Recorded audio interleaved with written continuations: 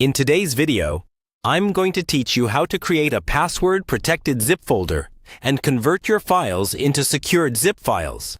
We're going to walk through this step by step in a way that's easy to follow, even if you've never done this before. By the end, you'll know how to safely bundle your files together and lock them with a password so only people you trust can open them. First, decide which files or folders you want to protect. This might be documents with personal information, work files, or anything you don't want others to access easily. It's a good idea to organize them in a single folder on your computer so they're easier to manage.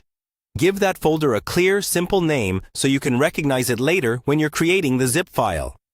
Next, you'll need a tool that can create password-protected zip files. Many computers have basic zip support built in, but not all of them include strong password protection. If your system doesn't support this directly, you can install a trusted archiving program. Look for one from a well-known provider, download it from the official website, and follow the install instructions. Once it's installed, you should see new options when you right-click on a file or folder. Now, locate the folder with the files you want to secure.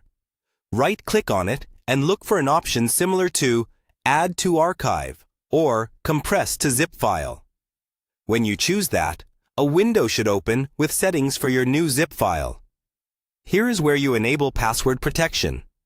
Look for a section labeled Password or Encryption. Enter a strong password and then confirm it by typing it again. Make sure this password is something you can remember, but not something easy to guess. Avoid personal details like birthdays or simple words. Before you click OK or Create, double-check the compression format and encryption method. The default zip format is usually fine, but if you see an option for stronger encryption, choose that. Then go ahead and create the archive. The tool will compress your files and produce a new zip file in the same location. To verify everything worked, try opening the new zip file. When you attempt to view or extract its contents, it should prompt you for the password. If it does, and your files open correctly after entering it, you've successfully created a password-protected zip folder. That's all you need to securely convert your files into a protected zip archive.